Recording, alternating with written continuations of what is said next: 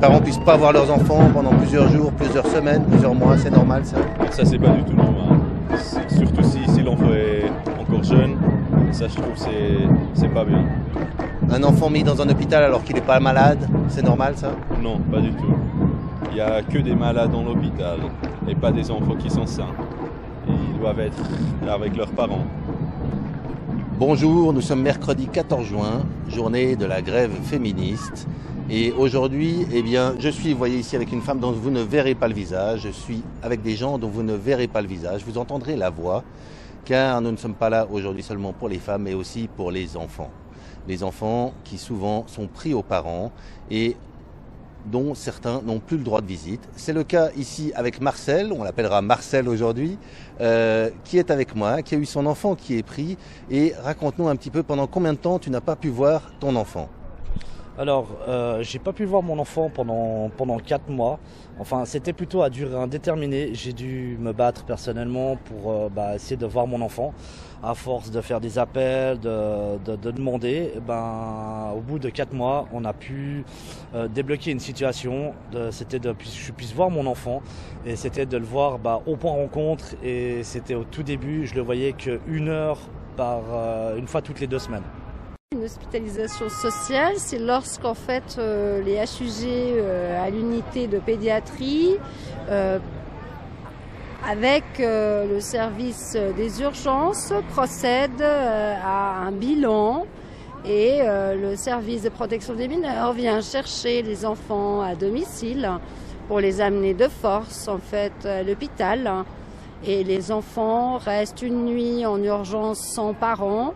Ensuite, restent 2 jours sans voir leurs parents. Et enfin, restent à une durée indéterminée sans avoir accès aux soins parce que le service ne paye pas forcément tous les accès aux soins médicaux. Le mot bilan est un petit peu utilisé à mauvais escient. Mais donc une durée indéterminée, ils sont placés où ces enfants exactement? Dans une chambre à coucher. À l'hôpital directement? Oui. Donc ça, c'est les hospitalisations sociales. On sait qu'en 2019, sauf erreur, il y en avait eu plus de 140 d'enfants qui ont été placés comme ça pendant des mois. Ça peut durer des mois, c'est bien ça? Je pense le temps qu'ils trouvent une place dans une autre famille qui serait meilleure que celle qu'ils ont déjà, celle biologique. Et le papa, en fait, si j'ai bien compris, tu étais là quand un des enfants a été pris, c'est ça? Alors oui, effectivement, ils sont arrivés à la maison, ils ont sonné à la porte. Je leur ai pas ouvert parce que c'est chez mon épouse. Et moi, je suis allé sur le balcon, j'avais mis à se reposer un moment dans le lit. Puis en fait, ils sont rentrés dans l'appartement, 12 personnes, 2 policiers de presque 2 mètres, et puis ils ont embarqué le petit comme ça. Rien pu faire. Et donc, tu as demandé un mandat, il n'y avait pas de mandat d'un juge, de qui que ce soit? Chef d'accusation, pas de lettre stipulant qu'en fait c'est cette action-là précisément qu'ils devaient faire maintenant. Donc rien du tout. Ils ont fait un rapt. Donc au départ, tu as reçu une décision comme quoi tu ne pouvais plus voir ton enfant pour une durée indéterminée, c'est ça? Oui, tout à fait. Par la demande du responsable du SPMI, que je n'ai plus du tout le nom, et qu'en quoi j'avais plus le droit de voir mon enfant.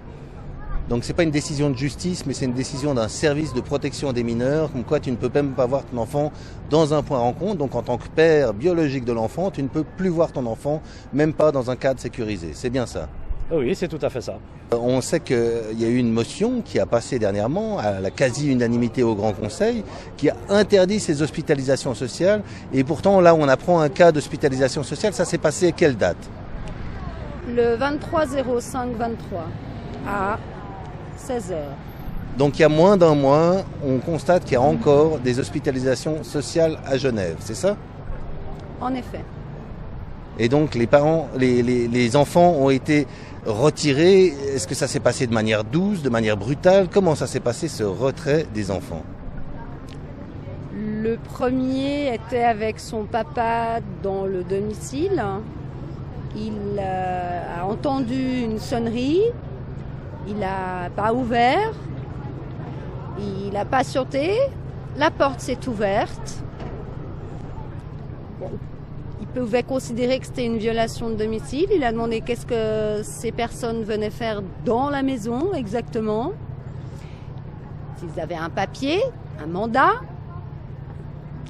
une feuille, un tampon, quelque chose qui leur permettait d'entrer dans le lieu de domicile. La réponse a été claire et nette. Le tribunal n'a pas le temps de le faire. Vous la recevrez dans plusieurs jours. Donc, des personnes sont rentrées dans le domicile sans mandat pour prendre un enfant, c'est bien ça? Certes, ils l'ont cherché dans son lit, ils l'ont pris dans son lit dans leurs bras et ils ont, à 12 personnes, fait une file indienne pour empêcher le père d'accéder à son enfant. 12 personnes? Certes. Et donc cet enfant a été pris avec 12 personnes dans son lit pour être amené directement à l'hôpital. C'est ça qu'on entend ici. Sur le moment, la personne refusera d'indiquer où vont aller les enfants, alors que c'est une hospitalisation soi-disant pour faire des bilans médicaux. C'est l'excuse, le prétexte évoqué. Donc ça c'était le 23 mai, aujourd'hui on est le 14 juin, journée de la grève féministe, et ces enfants sont toujours à l'hôpital en bilan, ou est-ce qu'ils sont malades, ou est-ce qu'ils sont simplement là en attente d'une place ailleurs? Nous avons demandé à savoir quel bilan effectif avait été effectué. La première question, quel bilan pédiatrique avez-vous effectué? Les résultats de cette réponse étaient non convaincants puisque un des deux enfants a des comorbidités et est très connu en fait de cet étage-là même.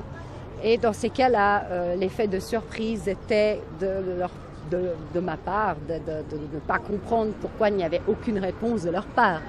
Le néant. Donc ensuite, pendant 72 heures, plus aucune nouvelle des enfants, on ne sait pas où est-ce qu'ils sont, ils ont simplement été pris, c'est ça? Ils ont juste été pris. Ils sont allés prendre le grand chez le grand-père, devant ses grands frères. Donc les grands frères, ils sont un peu traumatisés sur le plan que tout à coup, il y a la police, il y a toutes ces gens chez le grand-père, avec la grand-mère qui pleure. Ouais, voilà, ça a été violent, de manière violente, ça a été fait. Et ça, c'était en même temps, les deux enfants ont été pris en même temps? À peut-être une demi-heure de différence, parce qu'ils n'étaient pas au même endroit. Donc ils ont dû chercher le deuxième, que moi je n'aurais pas dit où il était, et puis il savait qu'il était avec le grand-père le mardi. Donc en fait, ils sont allés le chercher chez le grand-père. Voilà. Et là aussi, ils étaient combien? 12 personnes aussi? Ils étaient combien là-bas? Chez le grand-père, je sais pas, je pense une dizaine. Qu'est-ce qu'ils ont dit les petits? Ouais, une douzaine, dizaine. Beaucoup de personnes. Ça a vraiment choqué les gosses. Et là aussi, sans aucun mandat, sans aucun tampon d'un juge ou de quelqu'un? Rien du tout. En fait, on est accusé sans accusation. Aujourd'hui, la situation est comment? C'est toujours au point rencontre, 1 heure seulement?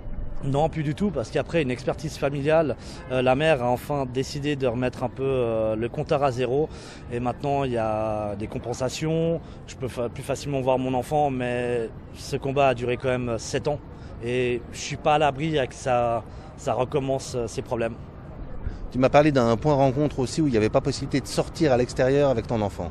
Oui, tout à fait. C'est vers les Charmies. En fait, on se retrouve limite dans un grand local où on est à l'intérieur, enfermé. Même on peut être en plein été à 40 degrés, on est enfermé dedans. On peut même pas sortir avec l'enfant. Surtout si, par rapport à la demande du SPM et du tribunal, si on voit notre enfant juste 1 heure ou 4 heures, on est enfermé là-dedans. Des chambres de 9 mètres carrés dans un hôpital avec un cadre en fait qui convient pas du tout aux enfants. Pas de jeu dans la pièce, une zone de jeu. Pas d'accès pendant 48 heures à 72 heures à la zone de jardin en bas pour aucune raison valable. Et donc ces enfants ont été placés directement à l'hôpital alors qu'en fait ils sont pas malades, c'est bien ça? Pas malades, non. Non, ils n'ont rien du tout. Clairement, ils prennent la place d'enfants qui auraient besoin d'avoir une place au HEG, et là où en fait ils vont dire à des parents qu'ils n'ont pas la place. Donc ils utilisent l'hôpital qui est un lieu de soins pour un lieu de garde. Voilà. Et donc tu confirmes, c'est des chambres de 9 mètres carrés, des petites chambres. Ils sont combien dans ces chambres? Alors là, ils sont deux. Il y a... Et puis, c'est 9 mètres, quoi. Même pas. C'est une petite chambre. Tous les parents qui ont eu des enfants au HEG, ils savent plus ou moins le mètre carré des chambres. Et c'est vraiment petit. Il y a 2 lits, on ne peut plus bouger. Une décision de retrait de pouvoir voir son enfant de durée indéterminée, ça tombe comme ça d'un coup? C'est par lettre, c'est par quoi? Non, j'ai eu par téléphone et après j'ai reçu par mail. Mais on m'a d'abord annoncé par téléphone qu'en quoi je pouvais plus voir mon enfant à durée indéterminée. J'ai demandé les raisons pourquoi, on m'a pas réussi à me les expliquer. C'est quelques semaines plus tard, on m'a expliqué les raisons par mail, pourquoi j'ai pas pu voir mon enfant pendant à durée indéterminée. Et comme ils ont leur système de clause péril qui balance à tout va à tout le monde, dès qu'en fait il y a quelqu'un qui n'est pas d'accord avec eux, un clause péril, comme ça on ne peut pas faire recours. On ne peut rien dire, on ne peut pas parler, on ne peut pas montrer notre désaccord sur des actes qui ne sont pas forcément pertinents pour des enfants qui n'ont pas le besoin de sécurité outrageante. Ça devient un excès de zèle à ce niveau-là. Est-ce qu'il faut beaucoup de courage pour affronter ça en tant que jeune père? Oui, c'est surtout un grand combat et surtout que ça on prend quand même au niveau santé et niveau psychologique, ça aide pas vraiment. Donc aujourd'hui, en tant que mère, qu'est-ce qu'il faut dire à toutes les femmes qui vont passer ici dans 1 heure ici au rond-point de Plan-Palais? Que le moteur de la vie reste et restera toujours en fait par primauté d'être mère et que on ne peut pas comme ça empêcher des femmes de devenir mères ou les accabler, les criminaliser, les faire aller dans un tribunal pour en finalité ne plus avoir ses enfants, avoir les lits vides, rentrer à la maison, avoir les 2 lits complètement vides comme s'il y avait eu un accident de la route. Deuil ou pas deuil, voir ou ne pas voir, combien de temps?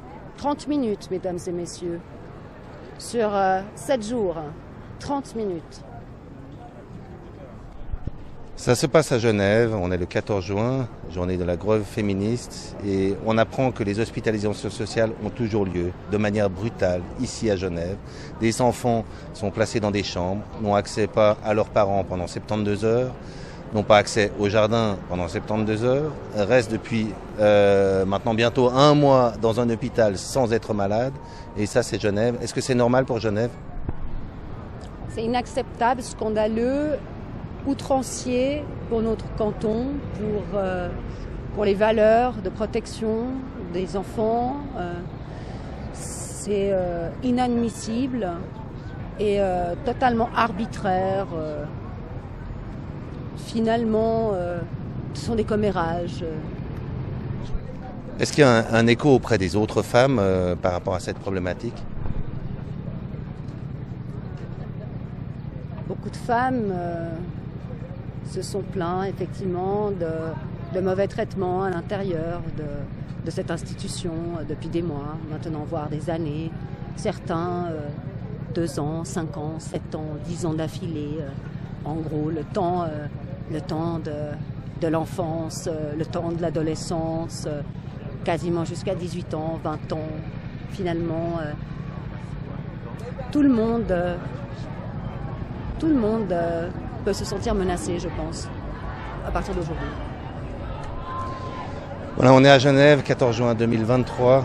Vous l'avez entendu, vous ne verrez pas son visage, mais vous l'avez entendu. Un témoignage accablant en cette journée des femmes, pour les enfants, pour les mères. Et je vous remercie pour ce témoignage.